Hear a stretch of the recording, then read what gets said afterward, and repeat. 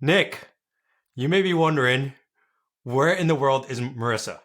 Oh, well, do I not know? Have I been lied to? You have been lied to. She is getting ready.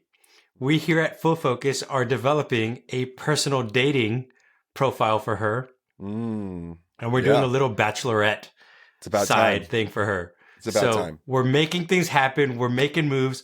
If you want to go to it, go to fullfocus.co/Marissa. Now we have to set that up.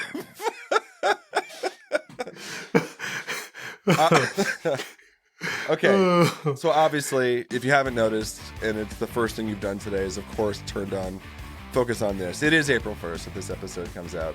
What's up, everybody? That is true that we have talked about this in the past, but it is not true that we're doing that. And since Marissa isn't here because she's Eat, Pray, Loving in Europe somewhere, we get to say whatever we want. So, Yes. happy April Fools, I guess.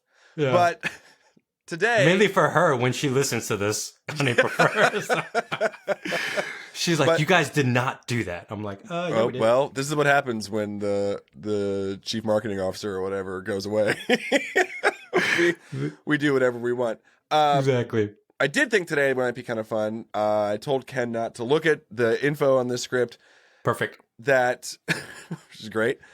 Today is April 1st. We thought it might be fun to share with you sort of the pranks that people online or in productivity spaces say when they tell you that you can be more productive and happier. So these are things that maybe are productivity hacks that aren't necessarily true. They're little pranks. Do you see how this works, Ken? Oh, yeah. And you want me to run with them or you want me to debunk them? We're just gonna unpack them. That's all we're gonna perfect. do. Okay. So that's what we're doing in today's episode. Let's jump right in.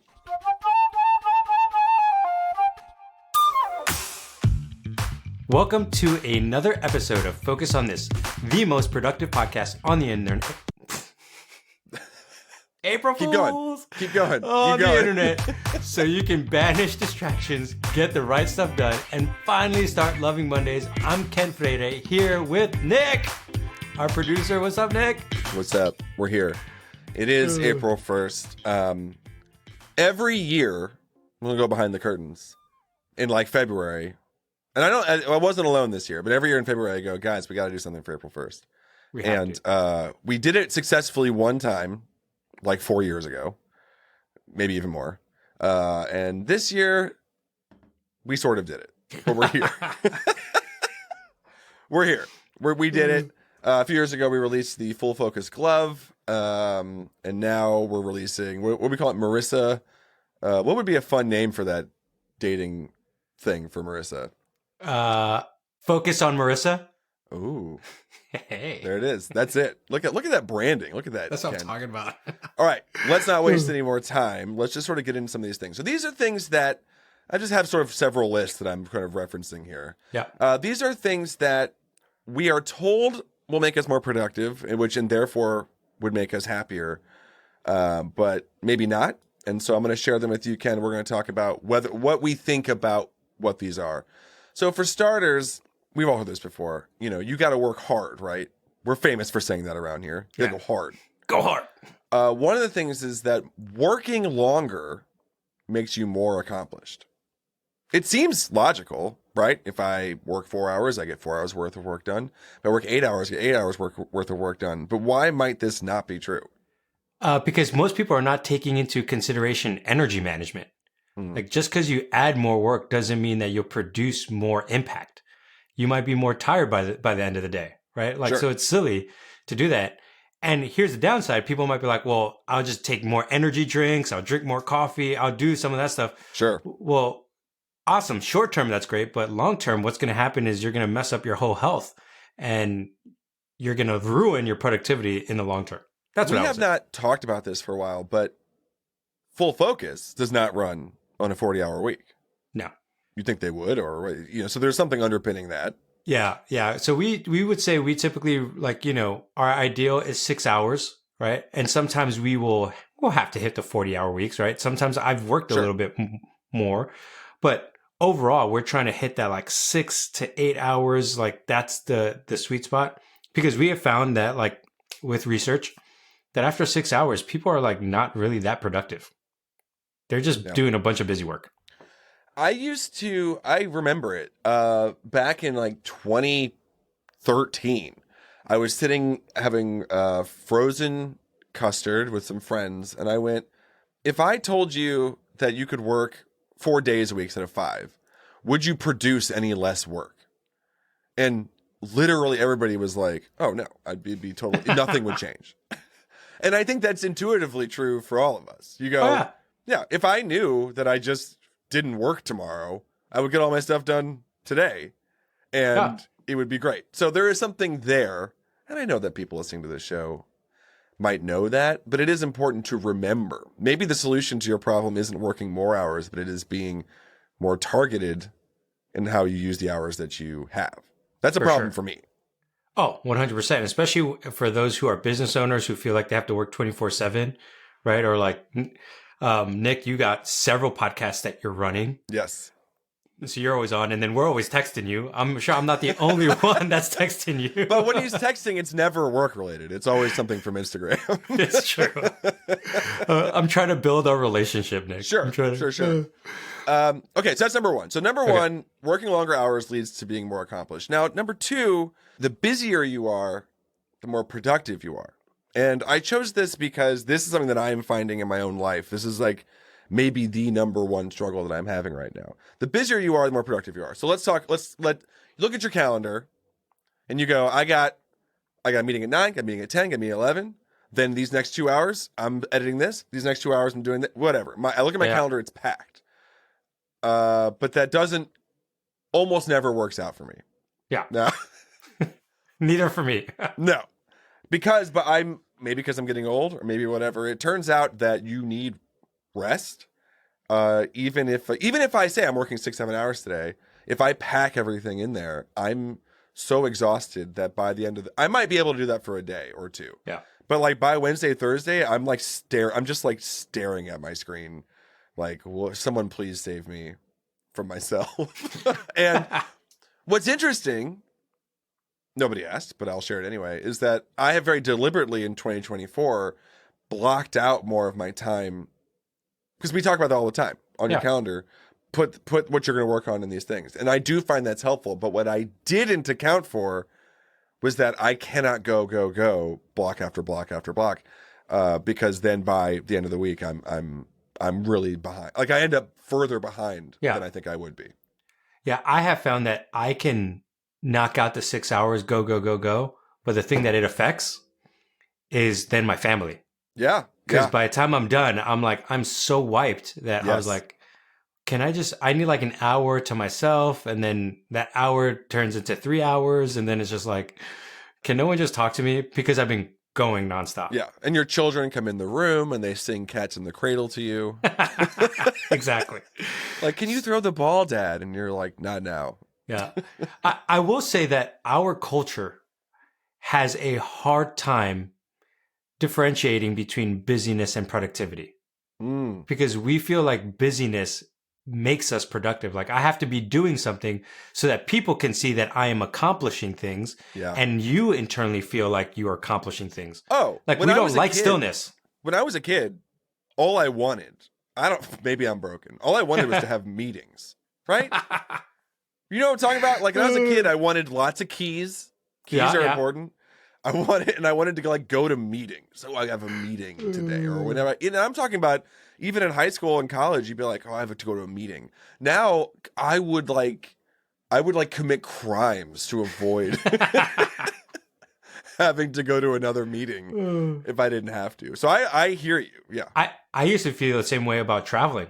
I mean, I used to travel all the time, like for work stuff, or like, oh yeah, I would love to go to this place and speak and then come back, like do a turnaround, turn and burn, like 24 hours. Now I'm like, oh my gosh, that sounds exhausting. Like I got to sleep at a hotel like 5 times. No. Like, I still like doing it, but I don't want to do it all the time.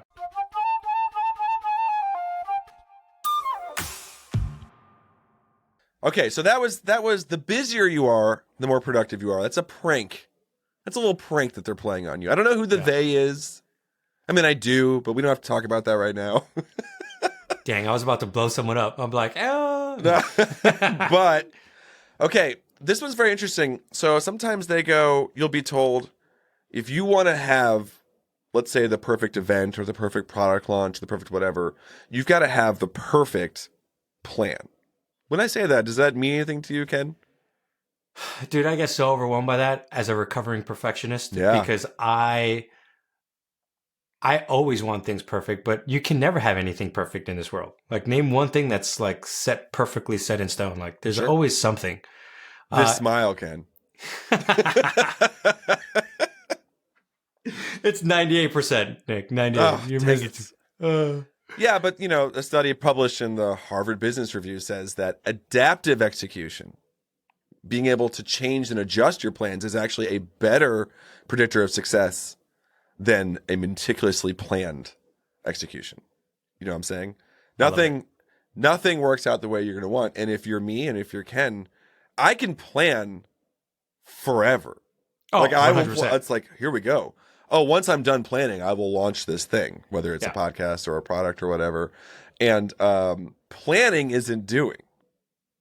Yeah. There's probably something right now that some of our listeners are doing that they're like, they could probably start doing like right now. Yeah, right? You've planned enough. Okay, I'm very excited about this. I'm going to post, we're going to go in the community. If one person listening to this show is able to respond to that post for me about the thing that you just started doing because we just told you to do it, the whole thing has been worth it. 100%. I had a mentor of mine who said 50% today is better than 100% tomorrow. Yes. Right. Yes. And just that concept, like, just start doing it. And here's the thing about plans. You quoted Harvard Business Review. I'm going to quote the great Mike Tyson, who used to say everybody has a plan until they get punched in the face. Yeah. Right. And apparently he's coming back on the ring, and hopefully it's not a rigged situation, but that's a totally different conversation. Yeah. He needs to do what he needs to do in that ring. That's all I'm saying. Ken, you ever been punched in the face? I have several times. One time was me being jumped, so that was not fun. Not fun. Well, several times. And then now I'm trying to do Muay Thai and different things like that. And it's never fun. Like, every time I get punched, I'm like, why am I doing this to myself? I've been punched once in the face. In this face, I know. That's where the 2% came off of your smile. And it was, that's right. And it wasn't a being jumped situation. I'm not trying to traumatize anybody. And I'm not trying to belittle anything that's out there. But there's a story there's a moment, the TV show Community? I've heard of it, yeah. Donald Glover plays a character named Troy, and he's telling the story about the first time he got punched in the face. First time I got punched in the face, I was like, oh no! But then I was like, this is a story. And a good one. Yeah. And I think about that, and I quote it to my kid all the time, not because he's getting punched in the face, but because it's a metaphor. You go, like, at first, I'm like, this is bad, and I hate this. And then you go, but this is a story I will tell later. And so many of my best stories are about the times that something went wrong. 100%. Something happened. I got punched in the face. And I had to deal with it, whether it be basic training or a business story. And so this is a little off track of, we're talking about planning. Yeah. Yeah, we're talking about planning. We're still there. So I just want, at first I was like, oh no. And then I was like, this is a story. Be that guy. Yeah.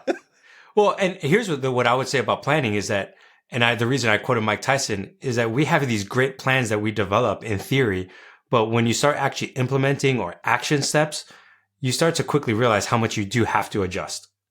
Right? Sure. Like, when I get punched, like when I'm in the ring and I get hit, I'm like, all of a sudden I was like, oh, I better make sure I bring my hands up a little bit more. I better make sure I'm bobbing and weaving. Like, I got to move my feet. Like, there's all this stuff that happens. And in business, if you're a business owner or coach or consultant, whatever, right? Like, it's the same thing. You can't be thinking about creating content. Go create content. Like, go do it. Yep. Go develop it. Because then you'll see what people like. And as people are liking it, then you know to build more of that. Like, stop being in the theoretical world all the time. Like, you have to keep moving. I'm going to spend more time on this point because that reminds me of maybe the best advice I've ever received from just like on YouTube, where I think about things.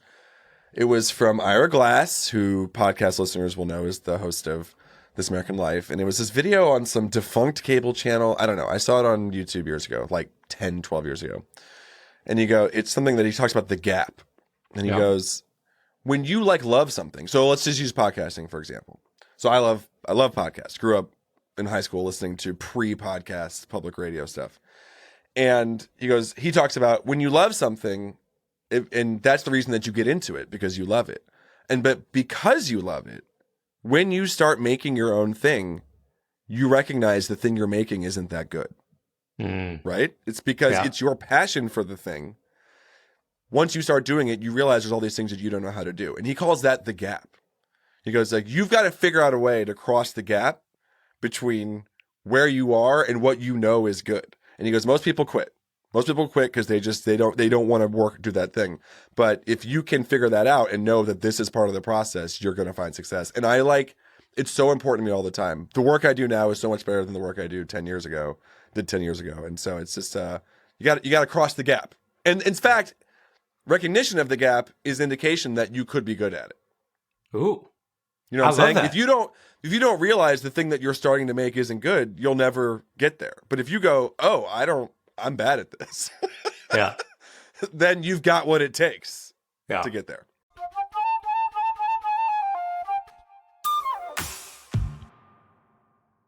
We used to have a term for this in the podcast, but we don't say that anymore.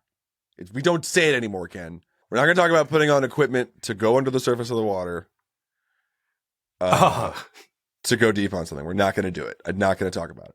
But we're going to find the roots. We're going to find the root issues. Here we go. Some people will tell you that if you hustle, it can bring out the best in you, right? It's going to push you to the point where you wouldn't have gotten before. It's going to teach you resilience and endurance. And I hear you. And I do. There's a time and a place for that, for sure. Yeah. But what I think is interesting is that hustle culture, for me, constantly creates unhealthy competition. Yeah. Right? And I think if I go, it's because I'm trying to get something. And so often that thing I'm trying to get is what I think I need, whether it be more money or a bigger house or more prestige or a title or whatever it is. And it's because the hustle culture is built upon the idea that more is better, basically. Yeah. And so what I'm suggesting here is to go, are there things in your life that you think that you need only because you've been told that you should? Yeah, that's a fantastic question. Interestingly enough, that I've been wrestling with this past week. Interesting. So I feel like we're very aligned today. We're not two ships crossing in the night. We're like, you're like jumping on. Seriously, dude, I was like, oh, wow, I didn't realize he was going to ask me that. We have not talked about this beforehand. We have for not. those of you who are listening. That's interesting. But yeah, I think it's so easy for us to fall into the hustle culture of like, oh, I need more, like I need to do these things. Like I personally have some passion projects that I want to get started and I've been planning on it. So we're talking about planning. So this is almost like the opposite of it. But I'm like, if I start this project, what am I giving up? Or am I just trying to add this onto my life? And now I'm just adding more to my plate. And like, what am I trying to get out of this? What's my hopes and ambitions? I think ultimately there's 3 things that I've come to realize going to the deep root issue of this wanting more that for me. So let me know if this resonates with anybody else that I have found. I feel like anytime I want to do more, it's because I'm trying to get these 3 things in my life. Number 1, I'm trying to build a new identity for some reason. Like I'm not happy with who I am at this very moment. And I got to ask myself, like, why is that? Like, what is it that I am not pleased with? Now, for those of you who know, like, I'm a believer, like I believe I'm a child of God. Like that's where my identity ultimately is rooted in. But sometimes it's not. Sometimes it feels like it's rooted in something else. And that's where I think the danger is that when your identity is rooted in something as superficial as working more, then you have to keep working.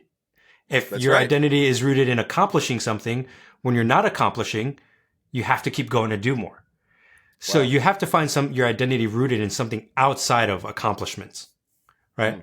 The second one is peace, realizing that like, I feel like I have to work more in order to achieve peace. in my own life. And I'm like, why do I feel like I'm not at peace right now? Like, what's going on internally?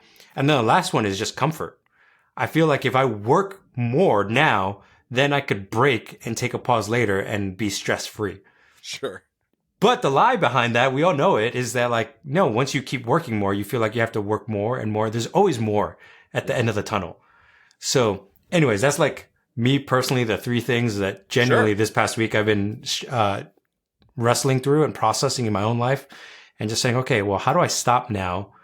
And I see the hustle culture, both internally and externally, wanting to take root in my life. How do I pause from that and move forward in the right direction?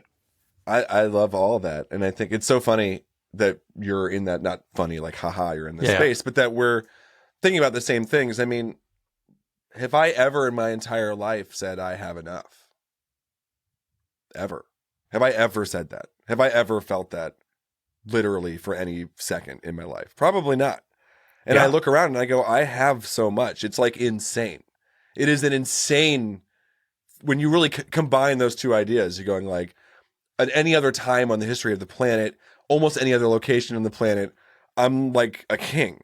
Like the things that I have, like the love in my life, the material items I have, the freedom I have is pretty crazy, but I never get to feel that. And so there's a question as to, well, how did I get here? And I'm not alone.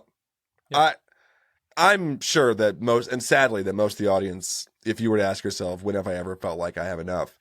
I'm sure it's most of us, it's never. And which is like pretty dark, actually. Yeah. I mean, if you think about it, like as soon as you said that, I was like, I don't think I've ever said that to myself. Yeah. Where I have enough. I probably have more than enough, actually. I mean, what I know about your life seems pretty great. And I think actually we think that for other people a lot, probably. Right? Like, this is just go with me. Everybody can. Me and my hairline situation, I think about this a lot.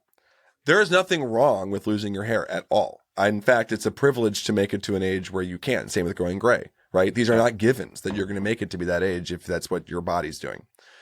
And yet, so when I see somebody with bald hair or see someone with gray hair, I like don't have any feelings about it at all. You know, sometimes I'm like, that looks freaking dope. Sometimes, you know, whatever. Yeah. But for myself, it feels bad. Whatever, I don't know what that is. It feels less than, it feels like I've like failed somehow or my body is failed, whatever it is. And it doesn't make any sense. But so we do this a lot where what's okay for other people is not okay for us. Yeah.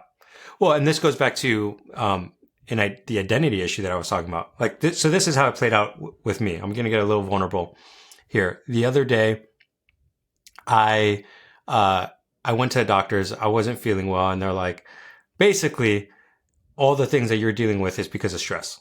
And I'm like, what are you talking about? Like, I work at a place that like, I don't work as much as I used to work. Like, I feel like I'm relatively balanced, way better than the last few years. Right. I'm like, I can't be just like, I'm telling you, you're stressed out. So now I'm like stressed because someone's telling me I'm stressed out. And I don't know. And I don't know how to solve the problem. Some people tell you to like relax, and you're like, don't say that. I'm like, I can't figure it out. I can't solve it. But then one of the things that I realized was like, okay, why am I so stressed out right now? Like, how can I calm down? How can I bring just peace to myself? And part of it was that I felt like I was so down on myself. This is the important part. I was so down on myself for being stressed out because in my mind, I felt like I should be able to do more. Like I should be able to do more. Like I have been a high driven, high productive person for years. And now you're telling me to slow down? Like, dude, come on. And I've fallen into that same trap that we were just talking about where busyness equates to productivity. And it's like, no. I'm probably just doing a lot of stuff that I don't need to be doing. And I have to say no to and just really focus on what is the biggest impact I can make with the time allotted so that I am not, redlining it all the time. Sure. So how's that going?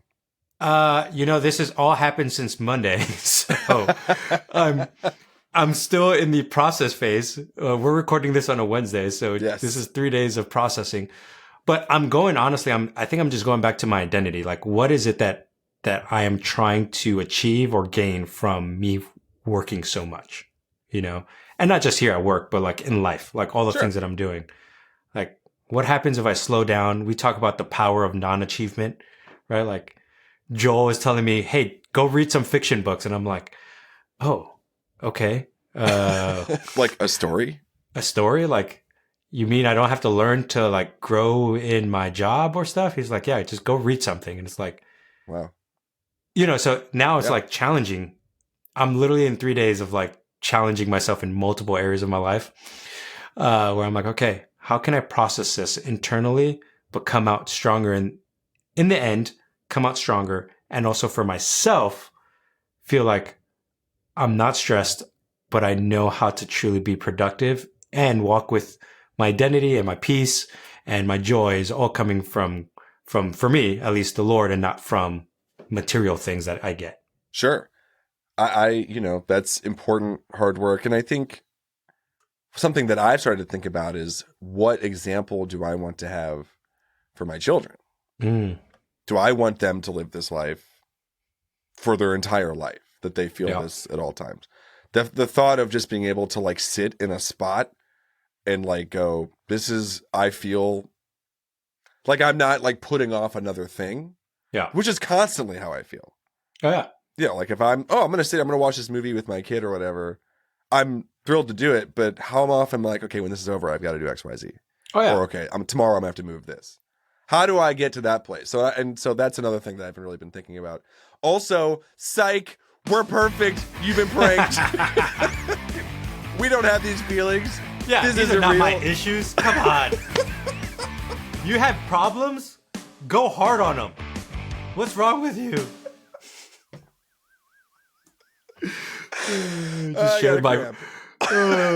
I just shared all my vulnerable stuff, and you're like, go hard. No, Marissa, I have a cramp from laughing. Marissa would say, I gotta drink more water. So Drink she's more. still here in spirit. She's in my head. Well, anyway, I had another short segment planned, but that's plenty to go on.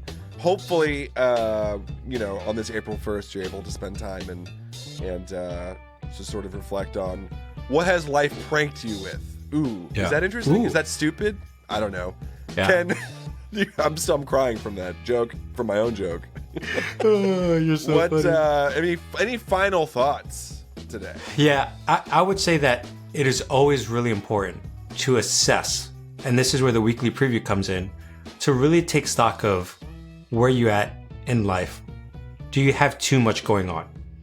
And I think a great tip, Nick alluded to this, can you just sit down for 20, 30 minutes and just not do anything and not worry about it and not think about it? I'm nervous with you saying that. I know. I'm nervous with me too, because I told my wife, I was like, I don't know how to turn off my brain. I've just learned how to direct it into different things. But like, Yeah.